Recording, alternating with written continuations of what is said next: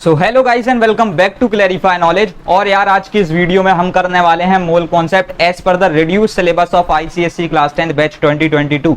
अब देखो यार इस चैप्टर से 95% पोर्शन जो है रिमूव्ड है, सिर्फ 5% पोर्शन जो है आना है। तुम खुशी मना रहे होगे, लेकिन तुम्हारे साथ एक दिक्कत ये आ रही है कि भैया इसमें तो सब कुछ हटा दिया, जो बेस था वो हटा दिया, अब एक स्पेसिफिक टॉपिक पढ़ने को बोल दिया है। हमें समझ में नहीं आ रहा उसे पढ़े कैसे, पढ़े कहां से, वो क्वेश्चंस कहां से प्रैक्टिस करें, पीवाईक्यूज भी नहीं मिल रहा है। तो हर एक दिक्कत को यार हटाते हुए मैंने आज पहले तो कुछ यार देखो ये फ्लो चार्ट्स बनाए हैं, ठीक है। इन फ्लो चार्ट्स का तुम यूज कर लेना, इसके बाद ना तुम्हें बुक पढ़नी पड़ेगी। हम पूरा चैप्टर पढ़ेंगे, कुछ पीवाईक्यूज को ही प्रैक्टिस करेंगे, कुछ क्वेश्चंस को ही प्रैक्टिस करेंगे बहुत कम टाइम में, क्योंकि ये चैप्टर अब इतना बड़ा रह नहीं गया है। तो देखो यार मूल कॉन्सेप्ट कि जब तुम बात करते हो तो इसमें यार एक मोल नाम की चीज होती है। मोल क्या है भैया? क्वांटिटी है, ठीक है। It is a quantity. अब ये क्वांटिटी क्या है भैया? देखो सिंपली समझो, मोल नहीं समझो डायरेक्ट। तुमने पता है ना, एक होता है जैसे हम 1 डजन बोलते हैं, ठीक है, 1 डजन बनाना, ठीक है। तो ये जो 1 डजन में तुम डजन यूज करते हो, उसका मतलब क्या है? That 12 bananas. तो specifically that this dozen is equal to 12, right. ये क्वांटिटी में इट इज इक्वल टू, इसकी numeric value is equal to what? 12। तो सेम वे यार एक मोल होता है जिसकी value is equal to what? 6.022 into 10 to the power 23, ठीक है। ये मोल की वैल्यू होती है, इसे तुम्हें याद रख लेना। और इसे एक और नाम दिया गया है एवोगाड्रोस नंबर, ठीक है। तो मैं बस ऐसा समझ लो, हाँ इट इज एवोगाड्रोस नंबर, ठीक है। ये इसे सिंपली क्या बोलते हैं? एवोगाड्रोस नंबर, याद रख लेना, इट विल हेल्प यू, ठीक है। और अब इसके बाद देखो, जैसे ही हमने समझा मूल कॉन्सेप्ट क्या है, इसमें ये एक एवोगाड्रोस नंबर आ जाता है, सेम वे एज एक डजन है, उसकी न्यूमेरिक वैल्यू 12 है। अब इसमें दिक्कत क्या आ रही है भैया बताओ? तो ये बात देखो यार, जैसे मैंने तुमसे बोला 1 मोल H2O, ठीक है। तो इसका मतलब ये है that 6.022 into 10 to the power 23 molecules of H2O, ठीक है। इसका मतलब ये होता है। सेम में अगर मैंने बोला 1 मोल हाइड्रोजन, तो इसका मतलब ये 6.022 into 10 to the power 23 atoms of hydrogen, ठीक है। क्योंकि यार यहाँ पर देखो ये एक एलिमेंट है और ये एक कंपाउंड है, तो कंपाउंड के ऑब्वियसली मॉलिक्यूल्स लेंगे, एलिमेंट के एटम्स लेंगे, सिंपल सी बात है यार। चलो बढ़िया, तो तुम्हें मोल कॉन्सेप्ट के ये मोल का आइडिया लग गया, what is this actually mole is, ठीक है। ये मोल क्या होता है एग्जैक्टली, ठीक है भैया। तो देखो यार, अब ये जो चीज है ना, मॉलिक्यूलर मास और मोलर मास, ठीक है, बहुत सिंपल सी चीजें हैं। तुम्हें पढ़नी सिर्फ इसलिए पढ़ रही हैं क्योंकि ये बाद में यूज होंगी, इनके बिना तुम उन सब चीजों को नहीं पढ़ पाओगे, इसलिए तुम्हें इनको तो पढ़ना ही पड़ेगा। तो यार मॉलिक्यूलर मास क्या होता है? सिंपली मास ऑफ 1 मॉलिक्यूल, ठीक है, मास ऑफ 1 मॉलिक्यूल। अब भैया क्या है बात इसमें? देखो जैसे कि H2O लिया, तो इसके, ठीक है, तुमको सबसे पहले तो देखो यार, जब भी ये मास निकालो ना, तो इसमें तुमको हर एक एलिमेंट के मास नंबर पता होने चाहिए, ठीक है। दे भी सकते हैं लेकिन स्टिल तुमको मास नंबर हर एक एलिमेंट का पता होना चाहिए, ठीक है। क्या बोला है? मास नंबर, एटॉमिक नंबर नहीं। तो H2O में तुमको पता होगा यार, हाइड्रोजन 2 है, ठीक है, ऑक्सीजन 1 है, सिंपल है। अब यार देखो, यानी जो हाइड्रोजन है उसका मास नंबर क्या होता है? 1, ठीक है। तो 2 इंटू 1। ऑक्सीजन का मास नंबर क्या होता है बताओ बड़बक? इट इज इक्वल टू 16, ठीक है। तो प्लस कर दिया 16, तो इसका एट दी एंड जो मॉलिक्यूलर मास आया वो आया 18 AMU। अब ये AMU क्या है भाई? ये मॉलिक्यूलर मास की यूनिट है, ठीक है, मॉलिक्यूलर मास की यूनिट है, ठीक है भैया।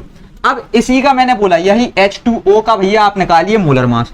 तुमने कहा ठीक है यार निकाल देंगे, क्या है मोलर मास निकालना है, तो इसका मतलब क्या होगा? 6.022 into 10 to the power 23 molecules का मास निकालना है, ठीक है। क्या?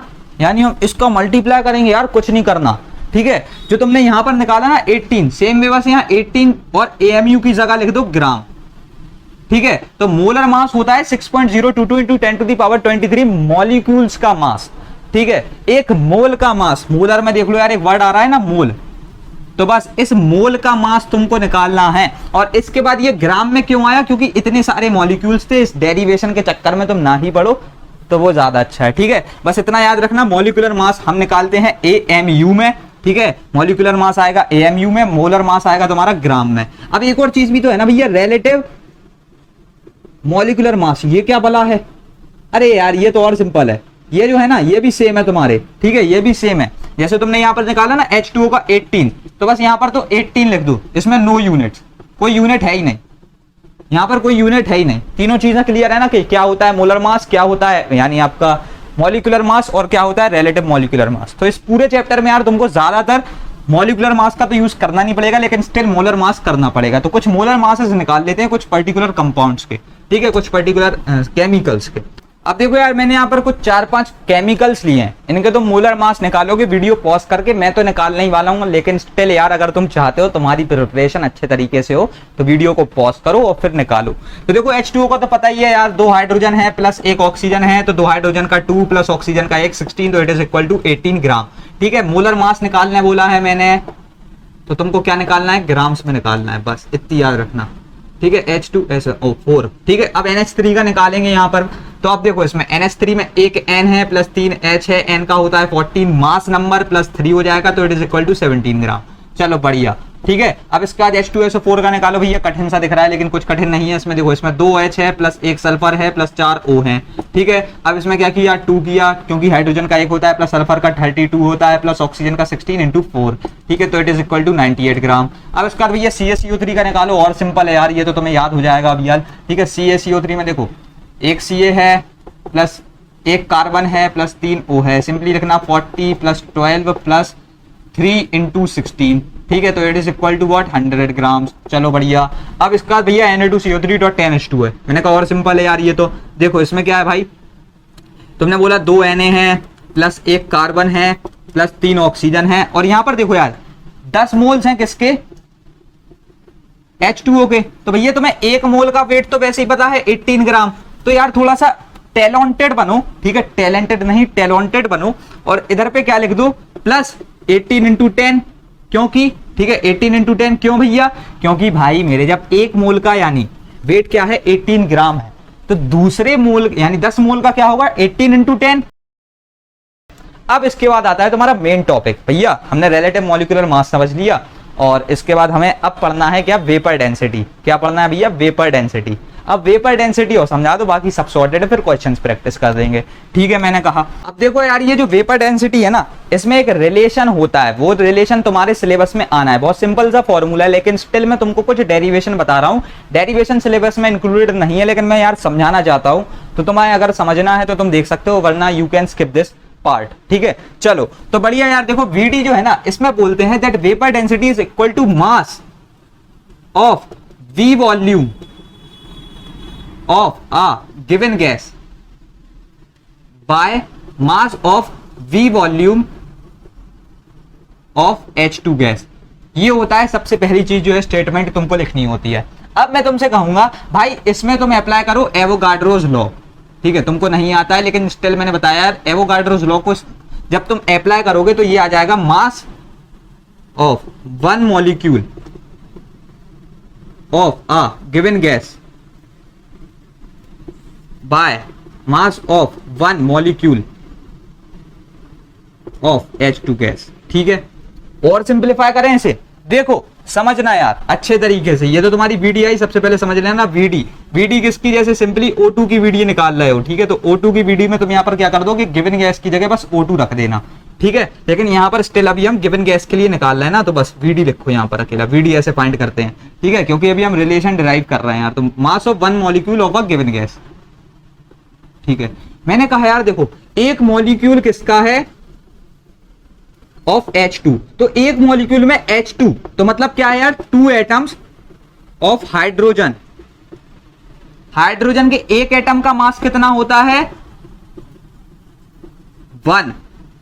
ठीक है, तो 2 का कितना होगा 2 होगा। तो अब सिंपली बस स्टेटमेंट को और चेंज करो, that mass of 1 molecule of a given gas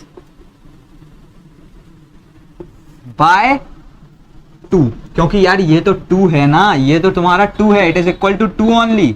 ठीक है, तो ये 2 आ गया और यहां पर VD, तो एक रिलेशन हमने एट द एंड ड्राइव किया that VD vapour density into 2 is equal to molecular mass. ये मॉलिक्यूलर मास कैसे हुआ, देखो यहां पर देख ले, मास of 1 molecule of a given gas है यार, तो सिंपल है बिल्कुल। देखो एक मॉलिक्यूल का मास मतलब मॉलिक्यूलर मास अभी तो बताया था। ठीक है, तो ये आ गया तुम्हारा रिलेशन, और इसी के थ्रू अब तुम्हें जो है कुछ क्वेश्चंस बनाने हैं, बनाना शुरू करें कुछ PYQs को। चलो यार स्टार्ट करते हैं।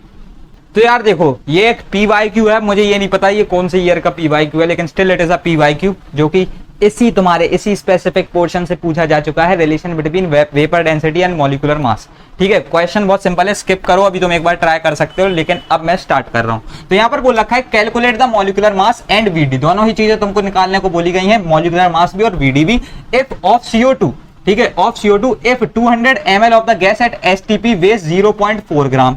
चलो सिंपल है यार, 200 ml वे करता है कितना, 0.4 ग्राम। मैंने कहा भाई 1 ml कितना करेगा, 0.4 बाय 200।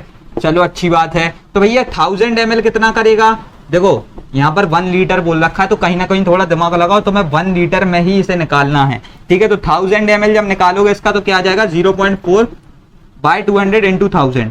ठीक है, तो ये जब तुम कैंसिल करोगे तो इट इज इक्वल टू 2 ग्राम। ठीक है, 1000 ml का वेट आ गया। अब तुम्हें VD तो निकालनी आती है भाई। VD क्या होता था, मास ऑफ 1 वॉल्यूम। ठीक है, ऐसे सिंपली बोलना तो 1000 ml volume of given gas by mass of 1000 ml volume of hydrogen gas. ठीक है, अब देखो सिंपली यहां पर क्या करो, वैल्यूज लिख दो। तो VD में यहां पर तो तुम्हारा आ गया 2 ग्राम बाय, यहां पर आया था तुम्हारा, देखो यहां पर मैंने बोल रखा है दैट 1 लीटर ऑफ हाइड्रोजन, ठीक है, H2 एट STP वेस्ट 0.09 ग्राम, तो यहां पर लिख देंगे 0.09 gram. It is equal to 22.22। ठीक है, ये जो यानी तुम्हारा अप्रोक्स वैल्यू जो है आ जाती है। तो तुमने VD निकाल ली। अब VD निकाल ली तो यार मॉलिक्यूलर मास तो निकाल ही सकते हो, बच्चों वाला काम है। ठीक है, तो मॉलिक्यूलर मास तुमको पता है क्या होता है, 2 इंटू VD। तो it is equal to 22.22 into 2, it is equal to 44.44 gram. Gram में क्यों बोला भैया, क्योंकि यहाँ पर हर एक चीज ग्राम में ही बोली गई है। ठीक है, तो बस ग्राम में तुम्हारा आंसर आ गया। अब एक और क्वेश्चन को प्रैक्टिस करना है ना, मन नहीं भरा होगा तुम्हारा। चलो एक और को कर लेते हैं।